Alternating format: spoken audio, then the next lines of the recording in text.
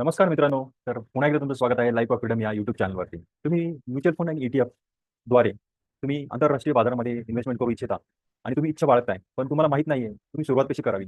तर मी आज तुम्हाला या व्हिडिओद्वारे सांगणार आहे, की तुम्ही इंटरनॅशनल मार्केटमध्ये म्हणजे आंतरराष्ट्रीय बाजारामध्ये तुम्ही आपल्या भारतामधून आपल्या तुमच्या ज्या डीमॅट अकाउंट आहे, त्यातून तुम्ही इन्व्हेस्टमेंट करू शकता आणि ते कसे हे आज आपल्या या भागामध्ये बघणार आहोत. तर आजच्या या भागामध्ये आपण बघणार आहोत, की व्हॅल्यू रिसर्च नावाची एक वेबसाईट आहे. त्यानंतर निफ्टी 50 इंडायसेस त्यामध्ये इंडेक्सेस आहेत, सेक्टोरियल इंडेक्सेस आहेत, निफ्टी 50 इंडेक्सेस आहेत आणि त्यानंतर म्युच्युअल फंड आपण त्यामध्ये कसे शोधायचे, म्युच्युअल फंड का घ्यायचे, कसे घ्यायचे आणि ETF का घ्यायचे आणि कसे घ्यायचे. तर याच्यामधला आपण डिफरन्स बघणार आहोत, की म्युच्युअल फंड आणि ETF सिलेक्ट कसा करायचा.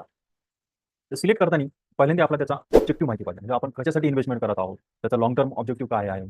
तर फंड्स त्याचा जो आहे त्याचा आपण कशासाठी अलोकेट करणार आहोत हे आपल्याला माहिती हवं आहे. त्याच्यानंतर त्याचा एक्सपेन्सेस रेशो किती आहे आणि तो आपल्याला कितपत फायदेशीर आहे हे आपल्याला माहिती असणं गरजेचं आहे. त्यानंतर तिसरा पॉईंट आहे फंड मॅनेजर आणि त्याचं ट्रॅक रेकॉर्ड आणि चौथा पॉईंट आहे फंड परफॉर्मन्स. तर हे 4 पॉईंट आपण म्युच्युअल फंड ETF निवड करताना आपण बघितलं, की या वेबसाईटवरती इथे इथे आपल्याला क्लिक करायचं आहे आणि इथे Motilal Oswal Nasdaq ETF 100 ETF. तर हाच ETF आपल्याला आपल्या झिरोदाच्या अकाउंटवरती बघायला भेटतो. याच्यामध्ये आपल्याला इथे त्याचं डिटेल इन्फॉर्मेशन बघायला भेटते. तर नॅसडॅक ETF म्हणजे अमेरिकन मार्केटमध्ये आपल्याला इथे हा ETF इन्व्हेस्टमेंट केला जातो 100 ETF.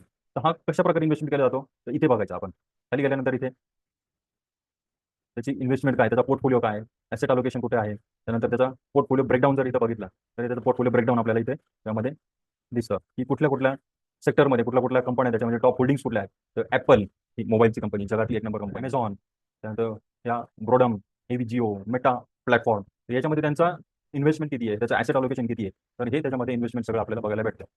अशा प्रकारे तुम्ही इथे इंटरनॅशनल सेक्टरमध्ये तुम्ही इन्व्हेस्टमेंट करू शकता. टेक्नॉलॉजी सेक्टर किती आहे, कन्झ्युमर ड्युरेबिलिटी किती आहे. तर इथे तुम्हाला सगळं पूर्ण यामध्ये इन्फॉर्मेशन बघायला भेटते. तर आता आपण बघणार आहोत, की इथे आपण आपल्या झिरोदा अकाउंटमध्ये मी तुम्हाला घेऊन जाणार आहे माझ्या. तर इथे कसं शोधायचं.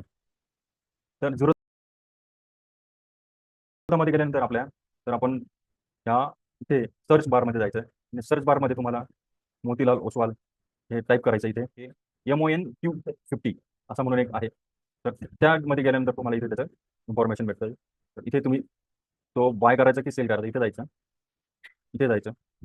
इथे तुम्हाला जर NSE, BSE ते NSEमध्ये जायचं. क्वांटिटी 1 असेल त्याची प्राइस आहे 68.9 आणि जर तुम्हाला लाँग टर्मसाठी रेग्युलरमध्ये करायचं आहे, तर लाँग टर्म म्हणून इथे प्रेस करायचं आहे.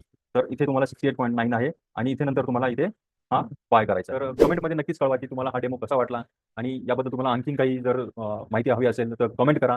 मी तुमच्या कमेंटची वाट बघा. तर हा व्हिडिओ तुम्हाला इन्फॉर्मेटिव्ह वाटला असेल तर नक्कीच लाईक करा, सबस्क्राईब करा आणि शेअर करायला विसरू नका.